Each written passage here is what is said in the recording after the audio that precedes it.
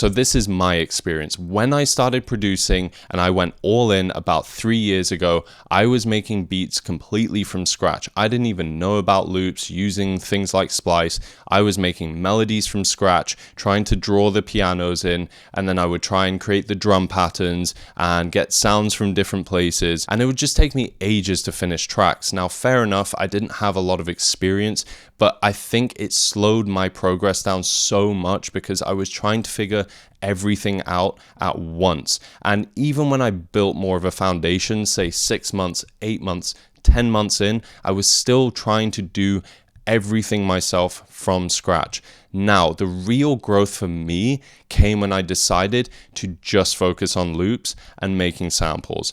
All I did was make melodies for about 2 years straight, and I can promise you, I started to see real growth when I did that. I was improving. I was getting so much better at making melodies when I specialized and focused on just that. But now let me break this down even further and explain how I actually saw this growth. What changed for me was I decided to start working on sound kits. Now for me, sound kits gave me an amazing goal and something to work towards, and helped with the discipline of sitting down and not being distracted by even as far as making full samples, full loops. All I did was focus on textures, on accents, on short phrases. And funnily enough, I actually felt way less pressure to make entire melodies, entire samples. And I'm not even talking about touching drums. Now I'm not even doing full samples. All I'm doing is these small melodic snippets. And I found that my workflow was just getting faster and faster and faster. And I was realizing what plugins worked best for what. I was just getting so much faster at different chord structures and arpeggios and plugins that worked for different things more than others. My workflow and template just improved so much quicker because it was all I was working on and cranking out every single day. And let me add that these also became evergreen products, which means it's something I can obviously sell for eternity, as long as I'm alive and as long as my website is up. Any producer can use these sounds. I can build content and get credit around all these sounds that I'm creating, but also they're sounds that I can come back to and still actually do to this day. My first kit, Accent Odyssey, was filled with about 250 different accents, phrases, textures, and since then I've gone on to make more sound kits like that, and I saw the improvements when I was sitting down for weeks on end only focusing on those aspects as opposed to creating entire melodies. And a funny thing I noticed was that it really forced me to be disciplined, because when I was creating these little textures and accents, I would have really great ideas and come across really great sounds that I then just wanted to make a full melody out of, funnily enough. And sometimes I'd get carried away and create full melodies, full loops, but for the most part, I stayed focused and got through creating these sound kits full of sounds and different types of textures, and it just made me a machine. And so when I did start focusing on making full samples, full loops, full melodies, I was way quicker and I knew how to start them a lot more efficiently. And the reason I know that all of this works is because I just went through the same process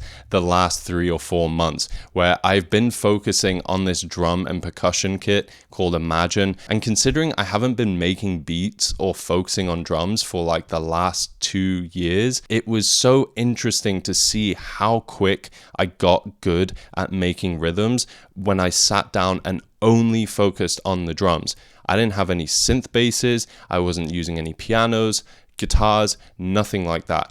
Only percussive and drum sounds. When it came to the music production, I found that obviously I had to use different types of plugins for making the drums, different types of effects, and just seeing how I could manipulate and create drum patterns more efficiently compared to the melodies. And I just know that this process of improvement would have been so much slower if every day I was making drums and making melodies and doing textures and sounds and making content.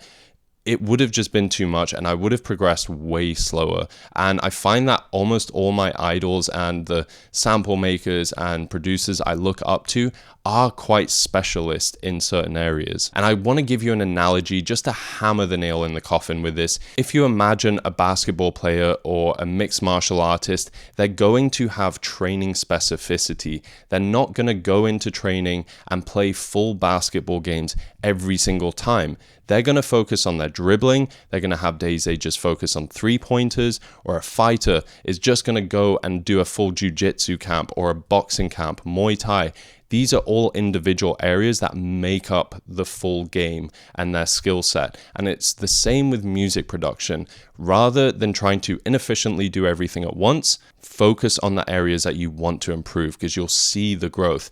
And when it comes time to blend all those skills together, whether you're in studio sessions or making full beats from scratch, you'll find that you've harnessed so much more discipline and skills as a producer, and you'll create better tracks faster. So consider this in your own music production journey. It's not to say that you can't blend all the different aspects of drums and melody making the loops, textures, working with artists, understanding how to mix and master. Of course, you want to build this all. You want to be able to do all those things ideally as a music producer. But if you really want to become better in an aspect of your music production, focus on it like a sniper, and you will become better and faster.